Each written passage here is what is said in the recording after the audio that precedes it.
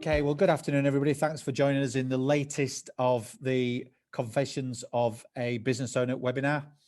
These are designed to really dig deep with business owners, because we know that business owners that are not building the right business really struggle because their purpose isn't articulated and delivered. So what I want to do with these webinars is to really dig deep with those business owners that have got a story to tell, those business owners that do dig deep, and they're doing something that puts fire in the belly every single day. And it's important, if you're running a business, that you're running a business that puts fire in your belly every single day.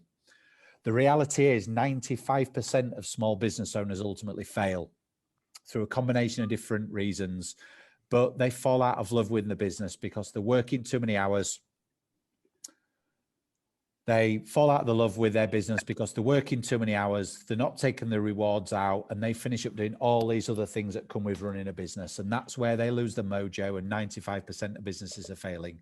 So I'm on a mission to change this, and I want to help as many business owners as possible have the freedom to choose and build the right business. So today, I'm absolutely delighted to welcome Adam Smith of the Real Junk Food Project. Adam, good afternoon to you. Hello, Gary. That was a mouthful, wasn't it? It was, wasn't it? Yeah, I should have chosen an easy name, shouldn't I? No, do you know what? It's a name that sticks out. So, Adam, let's get right into it, really. So, take us back, if you will, to that defining moment when you came up with the idea of the Real Junk Food Project. Just tell me about that day, that hour, that minute. What was that defining moment for you? It was the 22nd of February 2013. I'm stood on the farm 3 hours north of Melbourne in a place called Shepparton. The farm was a desert and it had almond trees, which I was bashing with a big stick to try and harvest these almonds.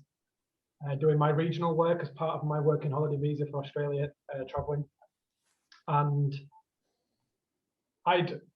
there's a series of events that happened prior to that, which was probably about 15 years in length, and all sorts of different scenarios have led me to this day where I literally just turned around and said, I'm going to create the Real Junk Food Project. I'm going to feed the world with all this waste that I was witnessing.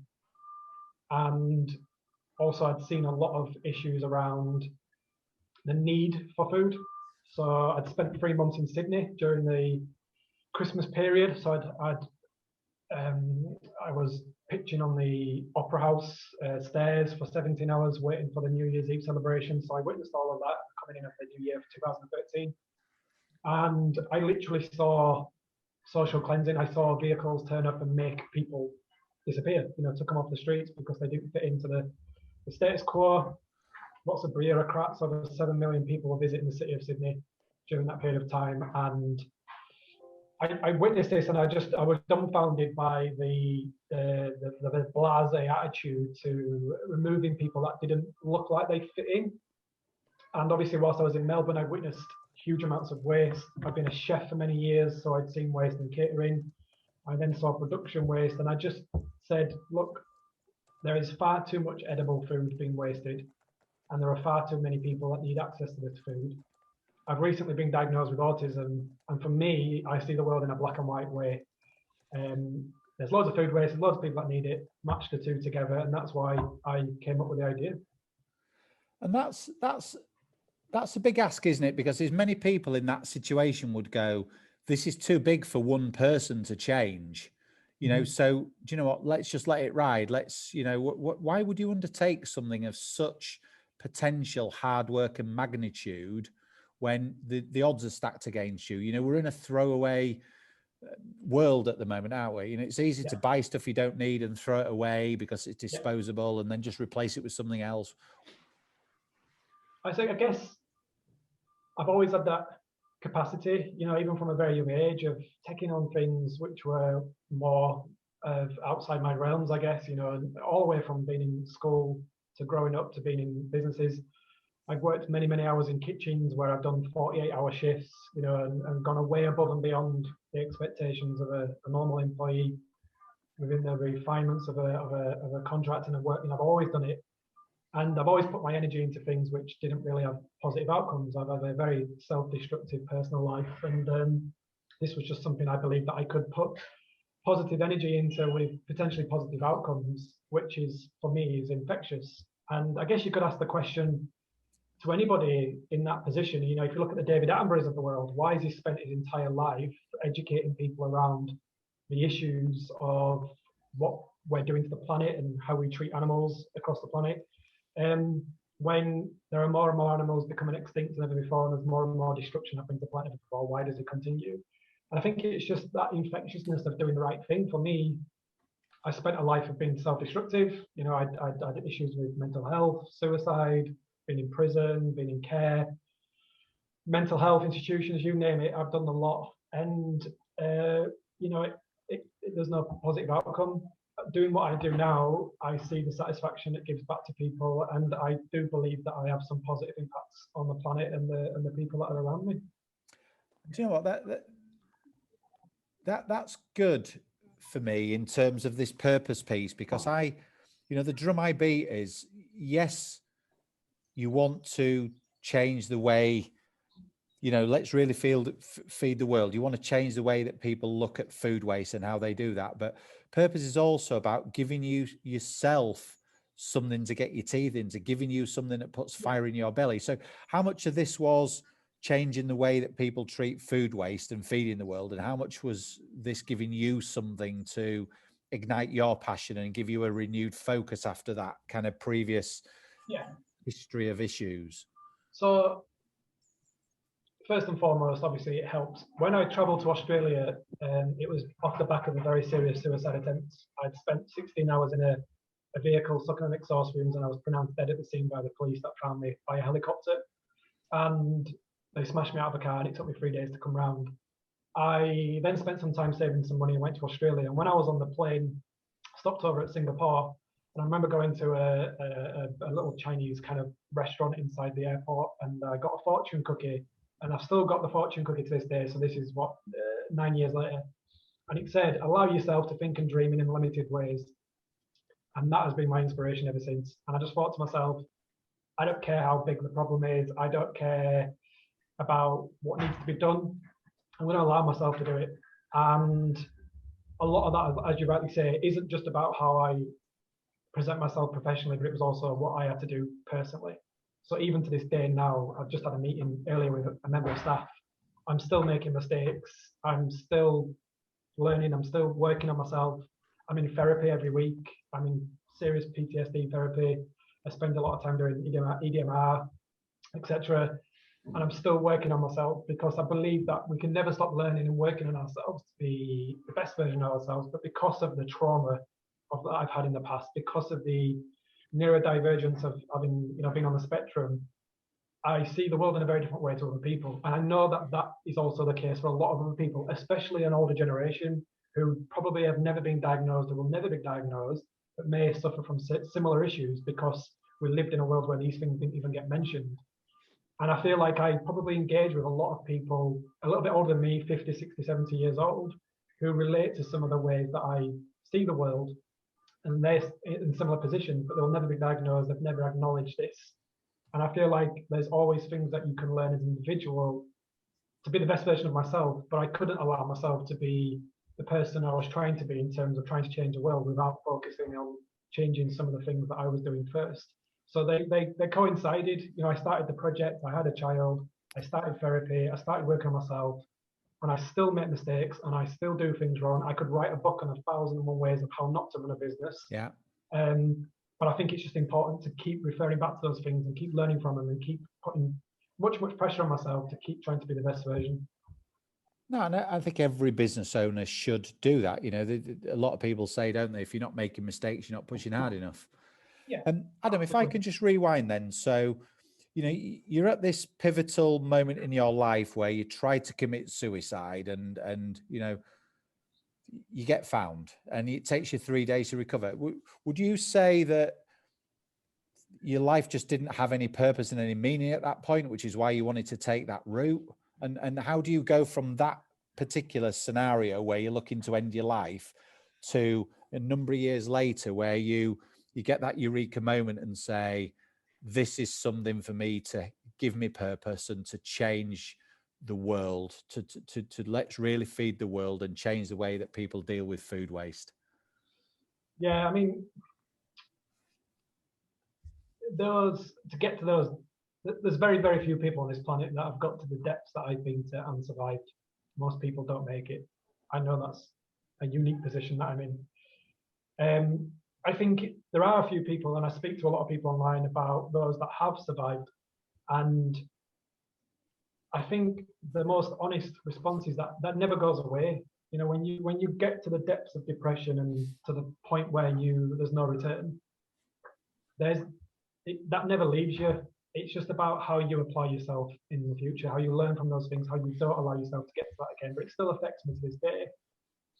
I think that for me personally, it was, I mean, it's a joke. My friend at the time who came to hospital to visit me basically turned around to me and said, "You're not very good at this, you might as well stop," after I just tried a serious suicide attempt. Now, we laughed about it at the time, but, you know, he had a point. I pushed myself really, really hard to do good things. And whilst I was doing the self-destructive things, there was no positive outcomes. There was nothing good about it. You know, I didn't have a safety net. I had no security. I had no consistency in my life. And it is some of the worst feelings you can, you know, put any position in, you know, anybody in. And I think I just strived to get to the point where I am now, where I've got my own home, I've got a family, and I've got a job. And the outcomes, the positive outcomes, the more that I keep giving, the more that I keep giving back, seem to come back in a weird and wonderful way via the universe back to me. And it's infectious, and it's something that I speak a lot to people about, and that I hold in high value, is that there's a lot of work that needs to be done on yourself and in the world to make it a better place, to make it a better place for others. But first and foremost, you know, it's about starting with yourself, and there's no kind of, you can't just put your finger on it and say this is what I did or this is what I had to do. Like I said, I still made mistakes. It was only late in life I got diagnosed. I've been on the spectrum, you know, the last year or so. I spent my entire childhood being misdiagnosed, being treated as a bad kid. And I wasn't a bad kid. I was just a good person doing stupid stuff. And I believe there's a lot of people in similar positions to me who are also wrongly diagnosed or never been diagnosed, or even children now to this day who are treated that same way. But the world can fit us both in. You know, there's a place for people like me who can just get on with stuff, and there's a place for people that can put the arm around somebody and show empathy. I'm not that person. There are people in my organization that is. And I think, you know, one of my inspirations was a quote from Steve Jobs, where it says, you know, surround yourself with people that can do the job better than you. So that's what I did. I just went out and found, I don't know finances, so I hired a lot of people that did. I don't know HR, so I hired a lot of people that do. And I invested in a lot of that stuff to help me, but also to help the organization. And I could be the drive and the passion to get it to where it is today, fed 16 million people in 7 countries worldwide, and stopped over 7,000 tons of food from going to waste. I can still be that drive. But I think one of the key things from any business owner, any leader, or any person in a CEO position is to get to a stage where you can let go. And that's one of the best bits of advice I ever had was, can you get to a position where you can walk away and the organization will still run? And if you can't, and it's not sustainable, that's not success. And I really, really had to sit down and think about that really hard about, is this me driving this and everybody just chasing me and following me? Or is this an organization doing good things that I can drive, but I could also leave as well? So yeah, I had to go down the route of making even more mistakes, but with more positive outcomes than I've done in a previous life. Fab. So you've gone from kind of suicide attempt that you're not very good at, to coming up with this idea, to launching this idea, and you're recruiting how many people? And can you just share those stats with me again in terms of how many people you've touched in terms of meals and countries? So I set it up in 2013 as a single cafe in Leeds. Yeah. In 2016, at the height of the network, a lot of people got in touch with me all over the world and asked about copying this model. We had 127 cafes in 7 countries, which included South Korea, Israel, Germany, France, and about 90 something in the UK. Yeah. We stopped 7,000 tons of food worldwide, which is the equivalent of around 16.5 million meals. Not people, we don't say people, we say bellies, not bins, because you can feed a person more than once. So we fed around 16 million bellies basically in that space of time, which is fantastic. But we're very, very true to the original constitution of the organization about, we built this organization to put ourselves out of business as quickly as possible. because we should live in a world where the real product doesn't exist. Yeah. And for me, that makes us unique because there's not many sustainable businesses that are created to put themselves out of business. And it's a bit of a paradox, if anything. But it's also trying to keep true to the fact that we shouldn't be here. We're here to solve a problem, and to keep that focus of why we're trying to do these things. So even though it sounds great that we fed all these people, we stopped all this food waste, we're still here and we're growing, which isn't a sign of success in my eyes. Yeah, I get that. Absolutely. So how many people are you recruiting right now? So we're on 20 members of staff. We had 4 at the beginning of April last year. We've gone to 20 during COVID. We've tenfolded our operations and our income streams in the last year, and our food. And I think we're recruiting another 6 or 7 people at the moment. We've gone from about 40 volunteers to around 300 volunteers in the last year, including gardeners, drivers, warehouse staff, and retail staff. So we've exploded in the last year. So for you to have that number of employees and that number of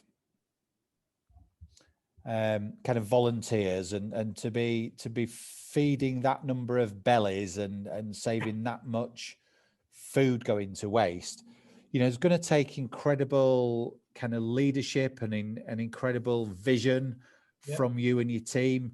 Just talk to me a little bit about the importance of leadership skills and what leadership means and the importance of a vision in your world. I think it's very relative. A lot of my staff tell me that they're very honest. We have a very cooperative and linear approach. So we're all on the living wage. We all get paid the same. It's slightly controversial in the capitalist world, but myself, I get paid the same as everybody else. We're all on a flat wage, and we work out our wages year on year based on what production we're going to forecast for the following year. It's a very cooperative approach. We have lots of open meetings, face-to-face meetings, and we're really, really, really focused on open communication and linear structure. But because of my condition, half the team love me, and they love that direct approach and that very blunt, yes, no, closed-ended questions and answers. And the other half struggle with me because they want more from me, or they expect me to treat them in a different way. So leadership, I think, is relative to who you've got around you at the time. And obviously, it's really, really important for me because I have to lead by example. I can't expect people to come and give me their time for free, especially volunteers, and then sit in an office on my computer all day while they're out there dealing with tons and tons of food. So I have to lead by example. I have really, really deep discussions with a lot of our staff and personnel and volunteers, just about communication, forms of communication, how I communicate, when I communicate. I'm very open, I'm very honest, probably too open and too honest sometimes. People say I give too much information away or I don't give enough information away. So it's a constant battle, I think, is leadership. And I think you're always working around the people that you've got around you. If I did this as a sole enterprise, as a sole trader, I'd have done 10 times more because I would never have stopped. I had to slow down. I had to appreciate and understand the people I had around me. I had to make sure that people understood it. I had to invest in things that were impartial from me. So give up things like HR, finance, keep it impartial, to order to sustain the organization, but also to offer support to staff and personnel as well. So they didn't feel like they had to come to me for everything, or they couldn't come to me for something. They've got a department now that they can do it to. So I've really, really had to invest heavily in all the things that I didn't quite understand myself. And I hope that that's given them more value as individuals, but also that they want to come and work for the organization rather than feeling that they need to work for the organization. So I've tried to invest in things to support them in order to show good leadership. So not only am I listening to what they're saying, but I'm investing in the things that they need to be able to do their work as well. Yeah. And what about this vision? How important is vision for you in terms of what you're trying to achieve, and how you get everybody bought into that vision? Well, it's very difficult because I set out to feed the world, and I still set out to feed the world now. I have no idea how I'm going to get there, but I'm not going to stop until I do. There's a lot of people that joined that journey and got frustrated because there was no infrastructure, no vision, no direction, but there was lots of passion and drive to get, to do things. Vision for me is really difficult because of the damage I've caused to my brain through sucking on exhaust fumes for over 16 hours, it's very, very hard for me to get information out of my head when I'm trying to explain ideas. I can sit here now for hours and hours and give you any number or any letter or any word I've ever seen in my life, from every postcode of every person's house I've ever visited to every email address I've emailed. I can remember it all. I can tell you it now, but I can't tell you my ideas. I can't tell you what I'm thinking. I just know what I have to do, and it's really hard for me to stop sometimes to get it across. So vision for me is a really, really, really steep learning curve, because I know where I want to get to, a world that doesn't have food waste and doesn't have people queuing up at food banks and doesn't have children going hungry and doesn't have people needing food. How I'm going to get there, I don't know until I deal with it on a day-to-day basis. I fight fire really, really well, and I deal with ad hoc situations really, really well. But a lot of the team struggle with that. So it's a lot of slowing down, stepping back, listening to people, and explaining to them we all know where we want to get to, but let's work out a way we're going to get there. So the vision for me is, it's irrelevant what I think in terms of vision, because I need the team to be able to understand where we need to get to, and for them to help drive and be a part of that journey, rather than me saying this is where we're going to go and this is how we're going to do it. I've learned the hard way, Gary. I lost a lot of good people because of that. Yep. Because I didn't slow down, I didn't listen, and I got a very dismissive attitude when it comes to people. If somebody comes to me and says I want to leave, I'll go, okay, leave. It's fine, not a problem. But what they want me to do is go, please don't leave, but I don't interpret information that way. Yeah. So a lot of people come to me going, I'm going to leave because I don't agree. And I go, yeah, no problem, that's fine, I'll just get somebody else in, no problem. And obviously I've had to learn the hard way of going, that's not how you treat people. But I do it in personal life, I do it in professional life, I've done it all my life. And it's got to stages where I've had to do less and less of that. So my vision of having a better world for people might not be the vision that everybody else wants to have. So I've had to literally step back, Gary, and understand and respect. And I think one of the key things I've done as well in part of that vision is try to have a much more rounded input. So politically, socially, financially, I share and I'm part of lots of things that I don't necessarily affiliate with. So politically, for example, I'd say I was more centre-left.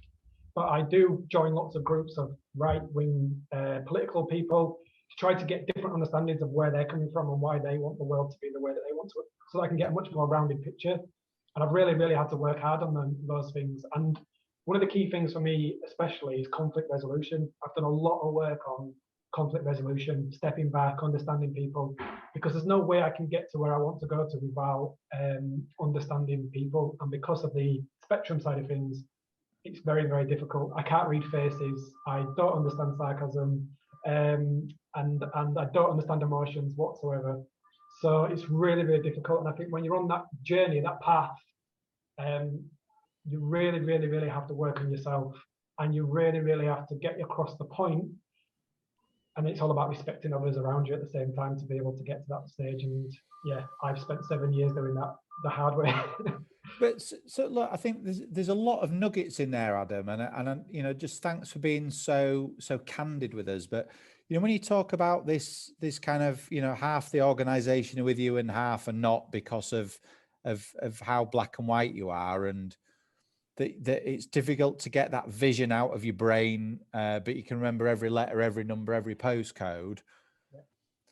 And you go from this scenario where, look, some people are going to look at your background and go, not for me. Others are going to just really empathize with that.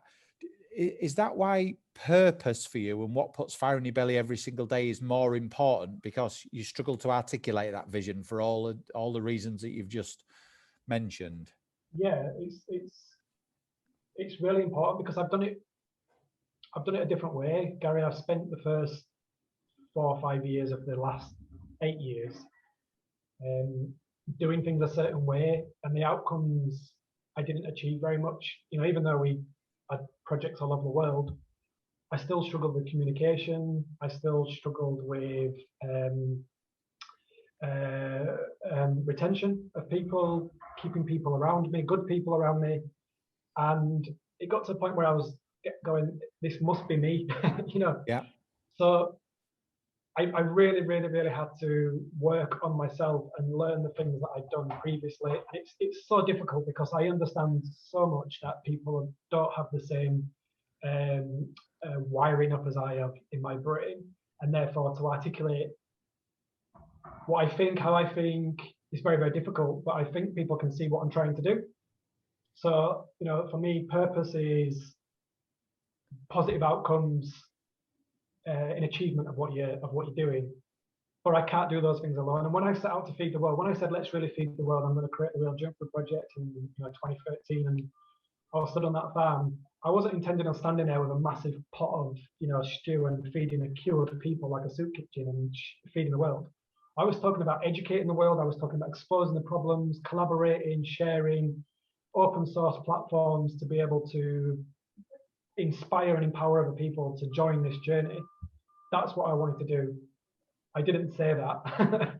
So it was portrayed in the media when I was doing TED Talks and traveling the world doing speeches. It was portrayed as this one-man army feeding all these people across the world. And it really wasn't that. And I really had to step back and articulate the purpose much more. But I had to work on myself to be able to do that. And I think it's one of the hardest decisions any human being can make, Gary. And I'm sure there's people listening. I'm sure there's people that will be listening who probably feel like, you know what, privately, they probably agree. I have to work on myself much more to be able to deliver much more positive outcomes. And it's the hardest thing I think any human being can do. And yeah, I don't recommend it.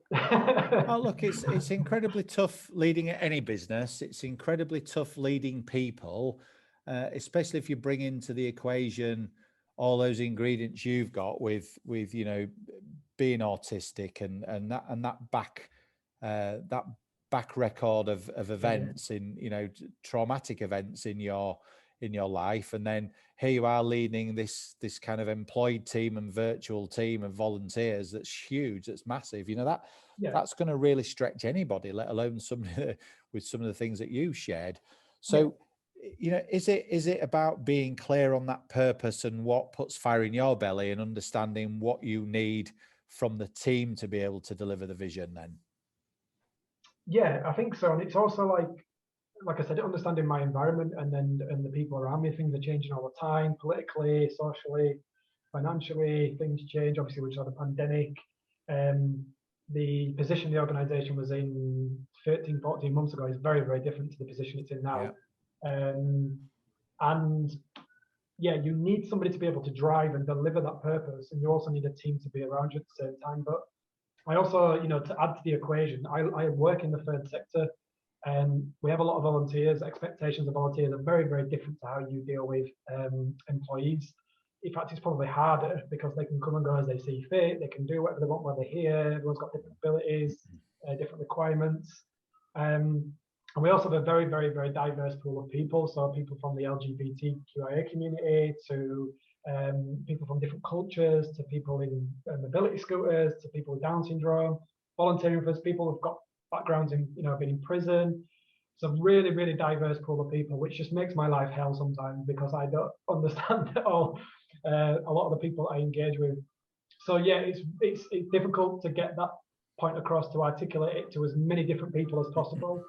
But one of the key things I've done, especially in the last 6 months, is whilst also having a very linear structure within the organization, which is very open, cooperative, linear values throughout, which is led by the team from a grassroots upwards position, is to kind of create senior roles that people can take on responsibilities within the organization that I can have as kind of associates or people with confidence that I can trust in to make decisions, to allow autonomy to those types of people. I've got a guy here who's my warehouse manager, who was a director for William Hill for 25 years, a finance director. He's got the capacity to think on a very big level. And, I confide in him, I trust in him to be able to make decisions and to advise me. And it goes back to the Steve Jobs quote, to surround yourself with people that are better than you, not just generally better than you at doing the job, but also potentially, different upbringing than you, different status than you. Surround yourself with as many different people as possible. And I really, really work hard on that as much as I can. I think it's something that I swear by is surround yourself with people that you can learn from and who can challenge you and push you and but also support you when you need it. Adam, when I talk in purpose terms, purpose is there's 5 facets to purpose. One is what is it puts fire in your belly. Yeah. 2, that a lot of people focus on but they're just two of the elements. One is what financial rewards you want out of the business, but the other one's lifestyle. You've recently moved from Bradford, you were brought up locally, to Scarborough. Yeah. What drove that move, and what benefits are you seeing as a result? Have you ever been to Bradford? Yep.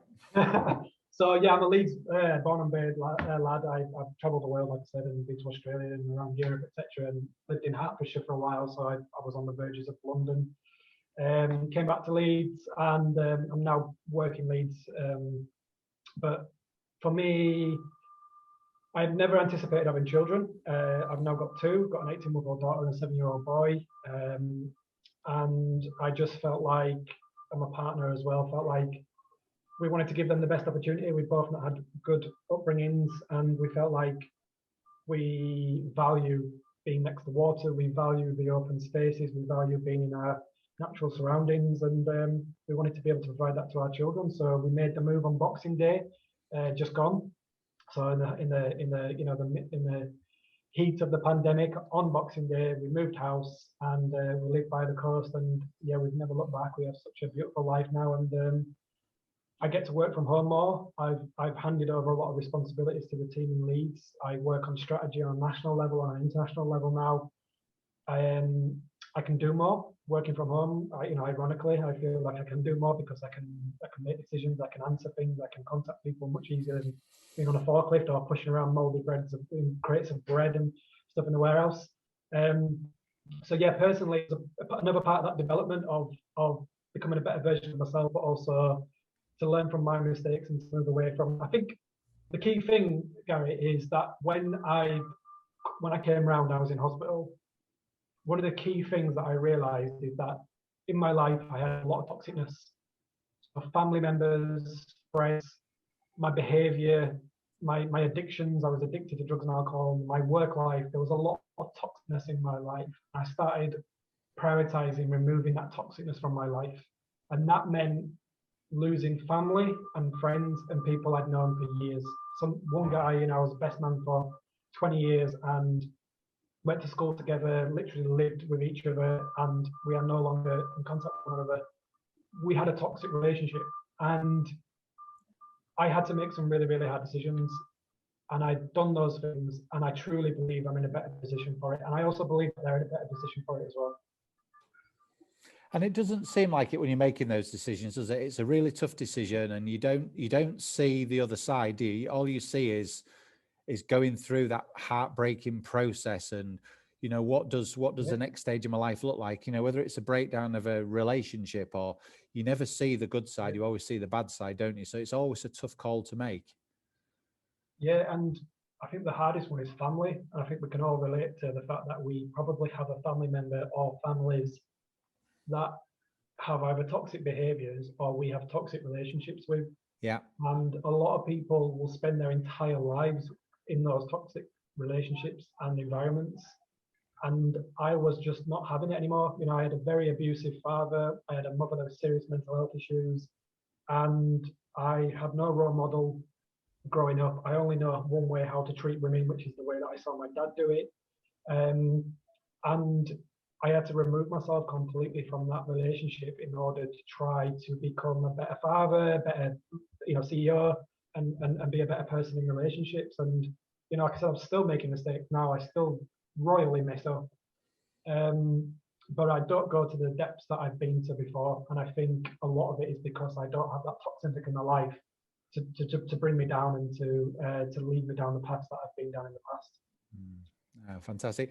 I think before I open this out for questions, then just one thing that's really intriguing me, and it wasn't on the agenda as such, but you've mentioned on a number of occasions, you're constantly making mistakes, lots of mistakes, because that's how you learn, that's how you develop, that's how you improve. What would you say is one of the biggest mistakes that you've made that you've learned from? One of the biggest lessons that you've had in business or in life? Business, I hired my friends. I made a decision of hiring my friends when I started the organisation, and it backfired.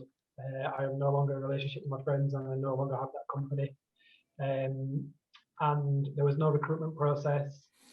I think what I've learned from a HR perspective in that sense is that if somebody can quickly give you a job, they can also quickly get rid of you.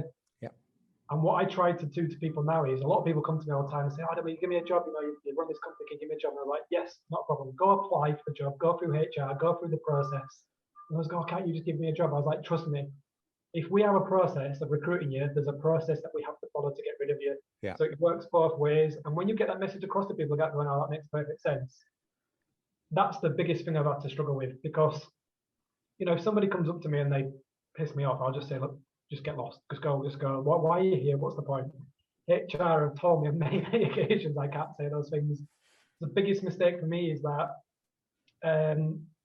doing things in a non-compliant way when it comes to human resources, and especially with my condition, because I am very literal. If someone comes to me and says something, I take it literally. Everything's in black and white, and I don't understand this whole rigmarole of human resource. I'll leave it to the experts. So I've got master's degrees in this now in my team to deal with it, because of the compliance and the legality and the convoluted ways that things can turn out. I just don't deal with it anymore. Whereas previously I did it my way, Gary, and unfortunately I've lost good people in my life in relationships because of that.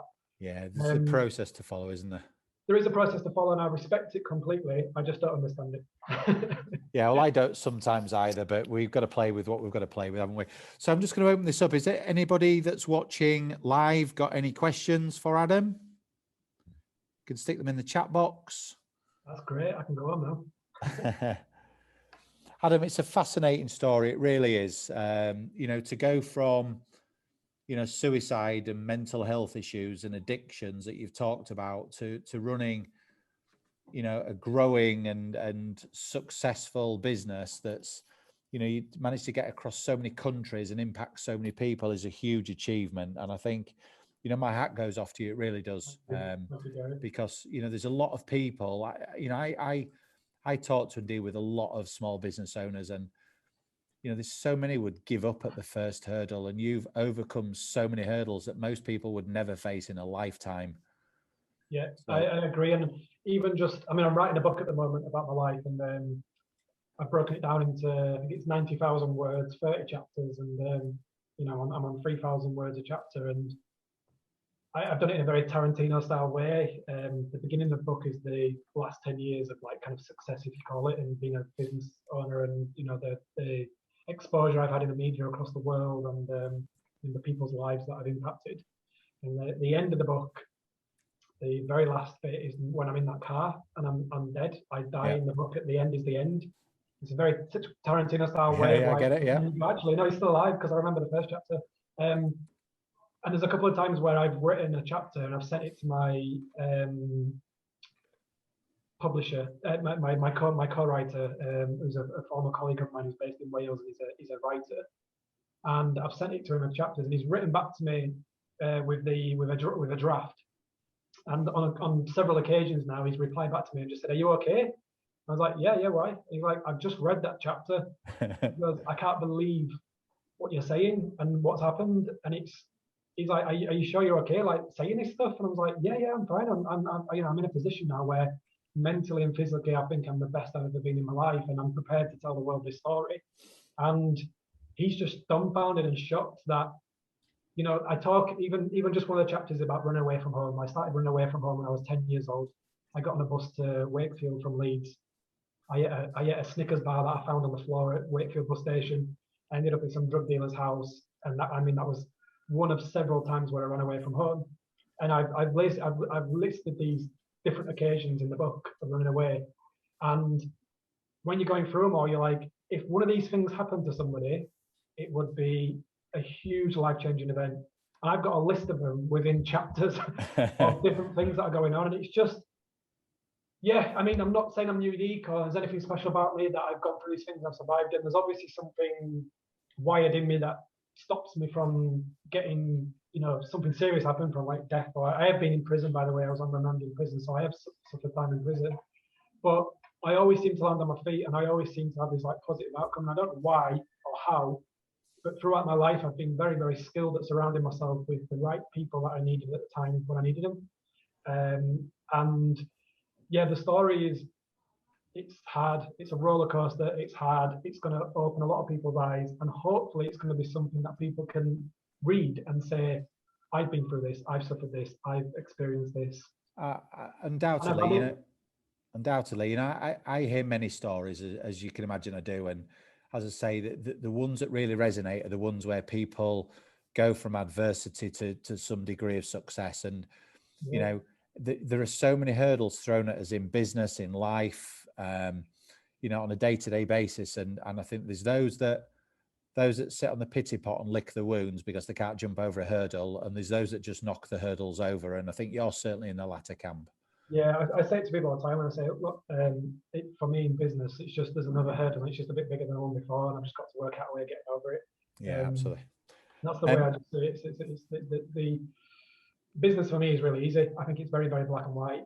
You do something, you don't do something. There's a reason why you do it, whether it's legal or compliance, or you don't do it. It's the world that I suffer with.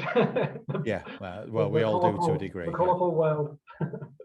I've just got a couple of questions here from Andy, who runs First Choice Recruitment in Wakefield. So his first question, tongue in cheek, is does Adam need any recruitment help? But then he's saying, great honesty. But can you just share with us the Chinese proverb again? And what would you say your biggest mistake is? Which I think's the kind of question I've asked you, but whether there's a slightly different angle. So recruitment-wise, we recruit internally. We only recruit through our volunteers. We do that purposely as a pathway to encourage people to volunteer, and every single member of staff has been a previous volunteer, so we're very proud of that. There are times we hire externally when we don't have enough pool of people or expertise to be able to hire a specific position. So we have a position at the moment for a head of communications, and only 2 volunteers have the necessary skills, so we've opened it up publicly. So recruitment-wise, we've got quite a unique way of doing that, and we don't just open it up to anybody and ask people to apply. So thank you, that's kind, but we're quite sorted. Volunteers, if you've got any volunteers, send them our way, Andy, by all means. Yeah, honestly, thank you. I don't know how not to be honest. I'm not trying to be honest. I just don't know how not to say what what's happened. It's just a series of events in my head that I say, and. Well, the Chinese proverb, where's it gone, the bit about the Chinese proverb? So what was the Chinese proverb, and what was your biggest mistake? Yeah, so the Chinese proverb was allow yourself to think and dream in limited ways. And I think the key message of that was the allow yourself. Can you allow yourself to be vulnerable as a human being? And that means allowing yourself to deal with toxicness and conflict and all the things that you dislike and don't agree with. Can you put yourself in a position that allows you to be vulnerable? And I've, really, really, really tried to do that. The allow yourself part, I think, is the most crucial part, because you can't hang on to the things that you value without respecting others if you anticipate getting any further than where you are now. So you allow yourself to think and dream in limited ways. I always say to people, instead of saying, imagine, think outside the box, I think is what everybody says in business. I just say to people, imagine there is no box. If there's no box, what would you do? And I always say, try and do the right thing. And that's the way I live my life at the moment. My biggest mistake, it's really hard to say what your biggest mistake is, because I wouldn't be here otherwise. I've done some really stupid stuff. I think I regret hurting the amount of people that I've hurt. I've hurt family. I've hurt people I've had relationships with. I think the only people I've never hurt are my 2 children. I treasure them like any parent does, and I work really, really hard on trying to be the best father I can be, despite the fact that I never had a role model in that position. And I am incredibly vulnerable around my children purposefully, because I want them to not have the same memories that I have of my parents, of me. So the mistakes, I think, for me is that at the time, and even now, I've hurt people and I've left people behind, not intentionally, sometimes intentionally, sometimes people just piss me off and I say what I think. But there's times where I've hurt people for no fault of my own, and those people still think of me as a person I was rather than who I am now. And for me, it's not necessarily a mistake, it's just I do regret that a lot. It does play on my mind a lot. that I don't know how to solve. You know, I'm a problem solver. I solve problems. Give me a problem, I'll solve it now. I'll find you a million ways of solving it. I'll also tell you a million ways of how not to do it. When it comes to people, if you say sorry to them and they don't accept it, I'm lost. I don't know what to do next. You know, so I really, really struggle with the emotional side of people, especially if I've hurt them, and especially if I don't understand why I've hurt them. I've hurt too many people in my life. You know, I've attacked people when I was younger. I've been thrown out of school for doing it. I've broken relationships up. I've cheated on girls before. I've done things which I'm, you know, personally have caused them to think a certain way about me. And yeah, I really struggle with that now. I really struggle with knowing that I was that type of person.